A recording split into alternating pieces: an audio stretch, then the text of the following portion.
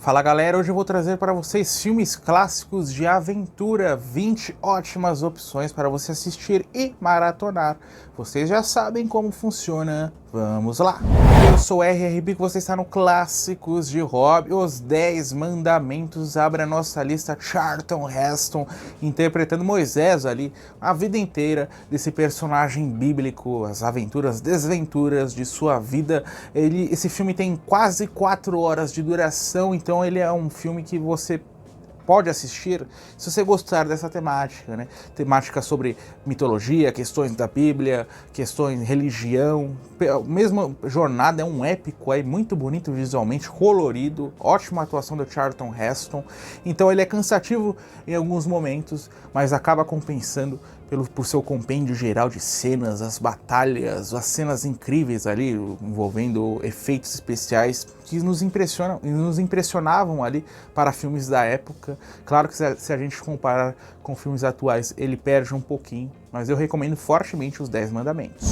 Sherlock Holmes enfrenta a morte uma espécie de asilo para veteranos, pessoas doentes. O Watson convoca Sherlock Holmes porque estranhas mortes estão acontecendo e Sherlock Holmes vai investigar tudo isso. Basil Rathbone, de novo aqui interpretando Sherlock Holmes. Ele fez vários e vários filmes interpretando esse personagem nos anos 40. Eu devo ter assistido uns 30% dessas várias sequências, assim como eu vou falar daqui a pouco do Mr. Moto, né? Mr. Moto são essas sequências de aventura, mistério, de detetives que parecem estar acima do bem e do mal. Eu gosto bastante dessa saga, embora tem uma que saiu nos anos 80 com um ator lá para BBC, pro Reino Unido, que eu gostei mais, mas eu recomendo também.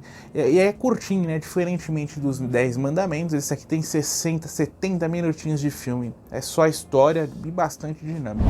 Agora um filme dirigido pelo Jules Dassin, Mercado de Ladrões, Richard Conte como protagonista. É um filme que vai misturar aventura com um filme no ar. É sobre um homem que retorna até sua casa após um tempão, vai descobrir que sua família foi vítima de mafiosos que destruíram as pessoas, as finanças, e esse rapaz vai atrás dessas pessoas. Ele quer vingança a qualquer preço, uma trama que envolve caminhões, ali tá levando carga de um lugar para outro, carga de maçãs, depois vai parar num pequeno porto ali, um pequeno armazém de depósito. É um filme muito rico visualmente, e é do Jules Dassin, né, um dos maiores nomes desse cinema clássico dos anos 40 e anos 50, aqui uma direção incrível, e eu sou até suspeito, porque eu amo o Richard Conte, é um dos meus atores favoritos dentro do gênero noir. Aquele nos entrega uma das minhas performances favoritas. Spartacus reúne nada mais, nada menos do que Stanley Kubrick à frente da direção e Kirk Douglas como protagonista, um épico aí, longo também, mas é Kubrick nós sabemos que jamais vai entregar um filme chato. É sobre esse escravo, né, que tá tendo que lutar de forma obrigada até o momento que ele vai se rebelar junto com outras pessoas. A trama, só assistindo para você conseguir absorver o conteúdo, lindíssimo visualmente, principalmente nas sequências de ação. E o Kirk Douglas, em uma das suas performances mais memoráveis, não é uma das minhas favoritas, né, dentro de sua gigantesca filmografia, mas ele está incrível em um dos personagens aí que marcaram a sua filmografia, que marcaram a sua carreira. Lawrence da Arábia, agora um dos meus filmes favoritos do período clássico, talvez o meu filme favorito dos anos 60. Peter O'Toole como protagonista, interpretando esse homem desajustado que vai servir ali como apoio. Ele vai tentar guiar pessoas ali, guerrilheiros. É uma trama no meio do deserto. David Lean à frente da direção, ele que também dirigiu aquele Doutor Zhivago do final da década de 60, um homem que é especialista em gravar épicos, e ele consegue aqui, são quase 4 horas de duração, mas diferentemente de Os 10 Mandamentos, é um filme que passa assim rapidinho, a gente não sente o tempo passar, visualmente arrebatador, é um negócio ali que a gente quase se sente ao lado dos personagens nesse deserto. Uma atuação do Peter O'Toole memorável, a maior disparada de toda a sua filmografia. Não é um dos meus atores favoritos, mas aqui ele consegue capturar completamente a minha atenção. Então, Lawrence da Arábia, se você não assistiu ainda, você vai dar play, ele vai se tornar um dos filmes da sua vida, pode ter certeza. Barbarella, filme sci-fi futurista protagonizado por Jane Fonda, essa espécie de guerrilheira intergaláctica que vai lutar em diferentes planetas. A trama, sinceramente, pouco importa. O que importa é que a Jane Fonda interpretando essa personagem é muito bonito visualmente, né?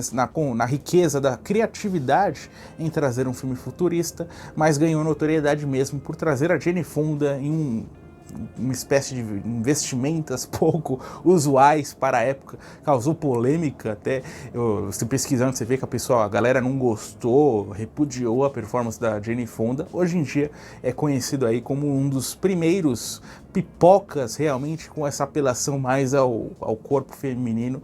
Então aí, Jane Fonda, incrível, uma das minhas atrizes favoritas com certeza, né? Tantos filmes bons em vários gêneros, sci-fi, nesse caso aqui, drama, muitas comédias, filmes de suspense, de ação, uma atriz fantástica, honra aí o nome Fonda, né? Filha do Henry Fonda.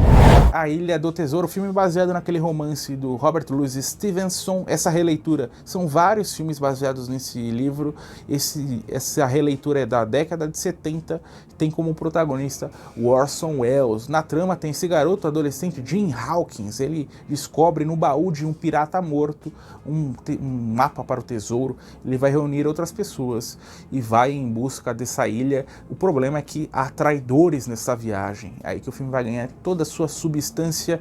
É um filme que, para quem já leu o livro, é um dos livros da minha vida, um livro muito bom mesmo. Para quem já leu o livro sabe que o filme não consegue, é quase como se fosse um resumo. É impossível, o filme tem 1h30, é impossível você trazer de forma substancial 300, 400 páginas de livro em apenas 1h30, então serve como um resumo, tudo acontece de forma muito rápida. Uma das partes mais importantes é a introdução do cego, né, que é muito importante para a história, e no filme aquilo acontece em 2, 5 minutos, apesar de ser uma cena impactante. Então é um filme diferente aí para você assistir. Eu estou procurando por novas versões desse romance adaptadas para o cinema, temos várias, então vamos ver. Essa aqui não foi uma das melhores, eu recomendo mais, se você quer uma experiência mais forte, da década de 50, tem um mais recente com Elijah Wood, tem animação da Disney que vai adaptar para outros cenários do início dos anos 2000, então é você cavar se você gosta desse romance. Inferno na Torre, um dos maiores filmes dentro do subgênero tragédias e dentro da década de 70, que foi uma década muito importante para esse subgênero, reúne nada mais nada menos do que Paul Newman e Steve McQueen. É sobre um prédio que está em chamas, nós vamos nos concentrar em 2 andares, um que está tendo uma festa, outro no térreo, com esses bombeiros tentando apagar as chamas. O Paul Newman e o Steve McQueen só concordaram em estar nesse filme se ambos tivessem exatamente a mesma quantidade de tempo exposta que o outro, ou seja, havia uma grande rivalidade entre os dois eram grandes ícones do cinema de ação da época, então é uma oportunidade única aí de você assistir essas duas lendas. E aqui vai a pergunta: qual é o seu ator favorito entre essas duas lendas?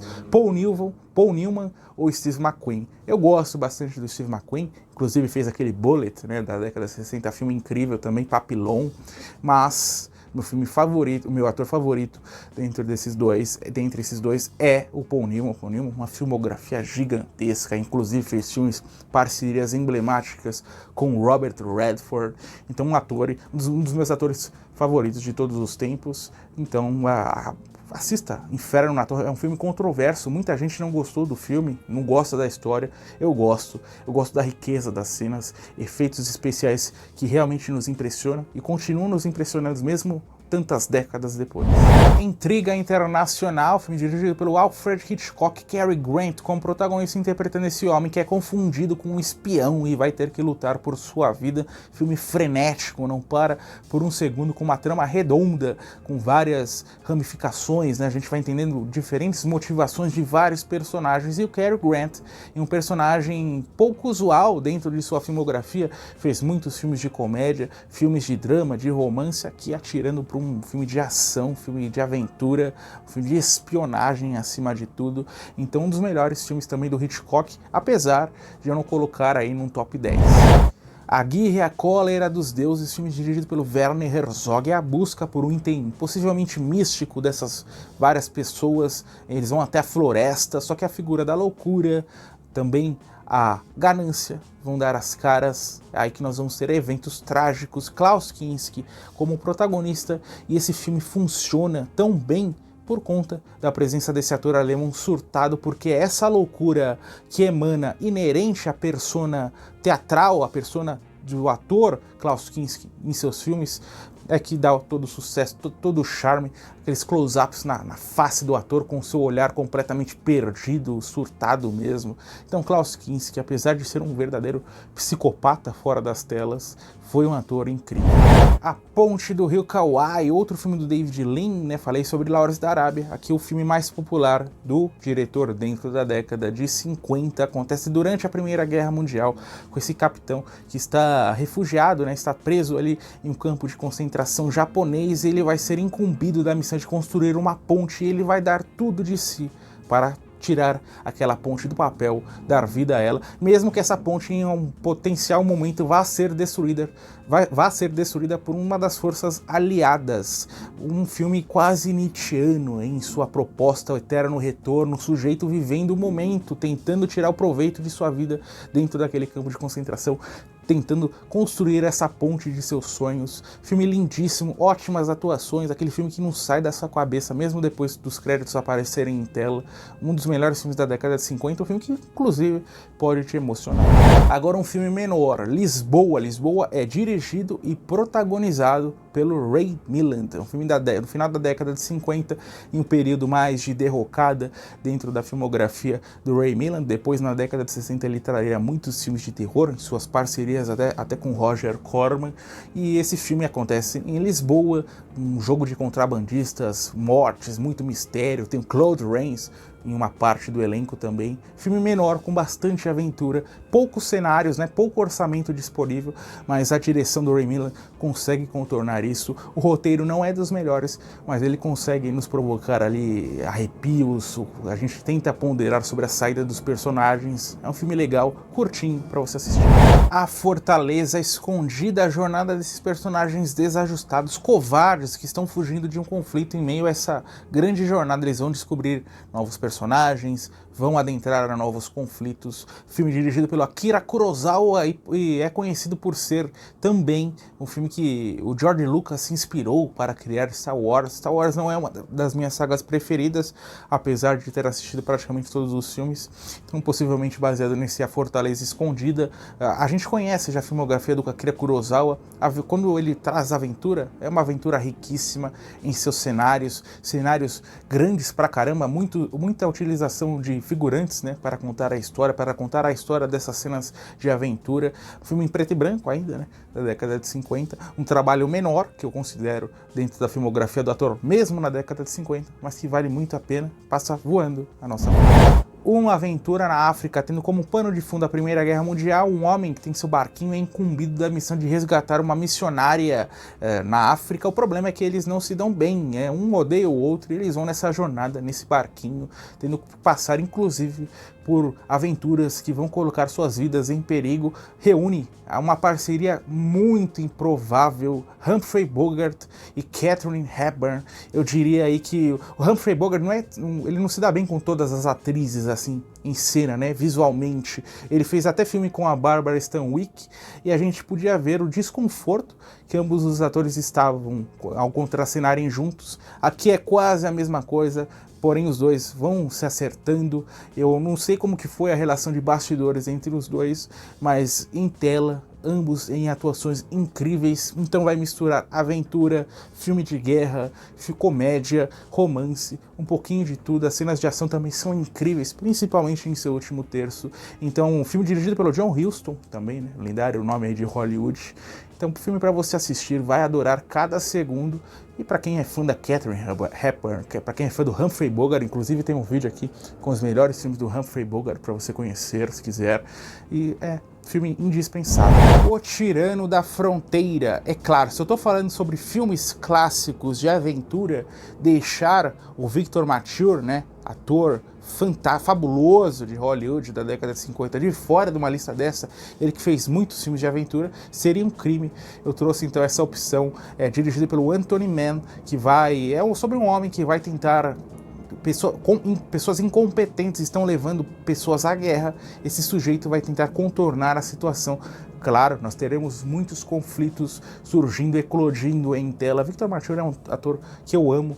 Ele fez, além do gênero de aventura, fez várias opções de aventura. Ele fez muito filme noir, filme de comédia, filme de romance. É um daqueles nomes, hoje em dia, a gente não coloca no mesmo patamar. A gente não, eu coloco, né? Mas geralmente o pessoal não coloca no mesmo patamar do Humphrey Bogart, que eu falei, do Robert Mitchum, do Glenn Ford. Mas eu gosto do modelo que ele traz, modelo mais físico de atuação. Então não tem erro. Se você viu o nome do Victor Mature dentro da década de 50 em um filme de aventura, você pode dar o play, que é coisa boa. A Fuga do Sr. Moto. Se nós estamos falando de aventura clássica, deixar um filme do Sr. Moto de fora seria um crime, assim como deixar um filme do Victor Mature. O Mr. Moto tem vários volumes, vários filmes, todos com 60, 70 minutinhos, muita aventura, todos protagonizados pelo Peter Lorre, que interpreta um detetive super inteligente. Ele é descendente de asiáticos. Olha a bagunça aqui, ele é descendente de asiáticos. O Peter Lorre, né, o ator que interpreta o Mr. Moto, é alemão. Olha que salada. E esse filme em questão, ele vai se infiltrar dentro de uma ilha diabólica ali, vai descobrir um plano mortal e vai se engendrar nessas confusões. Recomendo fortemente. Hoje em dia, a saga do Mr. Moto, ela é muito obscura. Quando a gente fala mesmo para quem gosta, para quem é amante, cinéfilo do cinema, dos filmes clássicos, passa por cima dessa franquia. Procure, depois você volta aqui para me agradecer, porque ela é muito boa. E são 60, 70 minutinhos. Eu já falei sobre outros filmes aqui no canal do Mr. Moto. Não tem como dar errado, você vai adorar. E o Peter Lorre, né? Ator que eu amo, fez muitos filmes de terror, foi seu gênero favorito. Sua Última Façanha. Esse filme vai mesclar aventura com faroeste. É sobre esse pistoleiro. Ele tá voltando para sua casa depois de um longo tempo, mas ele percebe que o mundo como ele conhecera há um tempo já não funciona daquela mesma forma. Ele não é mais um personagem válido para a sociedade atual. Então ele vai se meter em várias confusões, brigas em bares, vai ser preso, vai ser libertado, vai querer voltar para a prisão para resgatar um amigo, vai fugir da prisão. Então, um filme que é muito dinâmico em suas investidas, apesar de ser muito triste. É um personagem envolvido em uma rotina autodestrutiva que ele não está nem um pouco interessado em sair dela, em ter uma vida com sua esposa. Kirk Douglas, né? Já falei do Kirk Douglas em outro filme, aquele de novo como protagonista. É ele que dá todo um charme especial a essa obra. Eu acho que até essa atuação nesse filme é mais impactante do que a atuação dele em Spartacus, apesar de Spartacus ser um filme muito melhor, né, do que a Sua Última Façanha. Então, um filme faroeste aí, quase perdido, né? Pouca gente conhece esse filme, então deu uma chance aí. O Mundo Perdido, o filme da década de 20, amigo. Filme mudo sobre essa caça aí a um possível mundo perdido no meio da Amazônia. O que eles vão descobrir é que tem dinossauros também. Depois eles vão trazer esse dinossauro de volta para a sociedade. Uma confusão vai acontecer à la King Kong. O filme, a trama, sinceramente, pouco importa. Aqui, o que é importante aqui é as cenas, é ver como já naquela época a criatividade para os efeitos especiais envelheceram mal. Para mim, não. Para mim, se você conseguir se adaptar ao que a história está pedindo, ao que o filme está pedindo, desconsiderar outros fatores, você vai conseguir absorver aquelas cenas.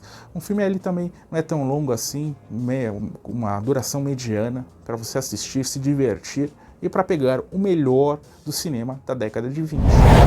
Papai Ganso, durante a Segunda Guerra Mundial, tem esse homem que ele tem seu navio, né, seu barquinho, ele só está interessado em ficar na dele, pegar garrafas, beber e pronto. Só que ele vai ser meio que enganado por um capitão. Ele vai até uma ilha, vai ficar confinado naquela ilha e vai ter que performar várias tarefas. Ele vai ter que avistar aviões no céu, avião das forças inimigas, para que o pessoal das forças aliadas lhe deem ali as pistas para bebidas escondidas por essa ilha. O filme vai ganhar mesmo a sua substância. Quando uma professora com suas alunas vão ficar presas numa ilha ao lado, ele vai tentar resgatar tratá-las. O filme traz o Cary Grant e é aquele filme para se sentir para cima, filme leve, apesar de trabalhar com a figura da Segunda Guerra Mundial, filme leve, muito forte em suas cores, acontece nessa ilha, né? Então tem mar, as árvores, esse personagem Cary Grant dentro do gênero de comédia absolutamente à vontade, um dos seus maiores filmes da década de 60, um dos seus últimos grandes tiros dentro de sua filmografia. Então não tem erro, amigo. Papai Ganso, aquele filme para você assistir, pode assistir com a família inteira, que é diversão para todo mundo. O Destino de Poseidon, eles estão dentro desse navio, uma grande onda vai virar um navio de cabeça para baixo, a jornada de um grupo de sobreviventes nessa luta improvável pela vida. Gene Hackman como protagonista. Gene Hackman, o que falar desse ator lendário, né? Muitos filmes, um dos meus atores favoritos, com certeza. Ele não é daquele período clássico, né? Ele começou no final da década de 60, foi até o início dos anos 2000, depois se aposentou. O Destino de Poseidon é um dos maiores filmes de tragédia, do subgênero de tragédia de todos os tempos. Eu prefiro ele dentro da década de 70 em relação ao Inferno na Torre, que eu já falei. Não para, cenas impressionantes que a gente fica à beira do assento, ponderando como que eles vão fazer para sobreviver aqui. Teve até um remake nos anos 2000, protagonizado pelo Kurt Russell, que apesar de ser um filme interessante, não tem nada do charme desse clássico da década de 70. Este vídeo chegou ao final, deixei separadinho aqui para vocês mais 2 vídeos para você continuar assistindo e o que? Maratonando os vídeos do Clássicos de Hobby.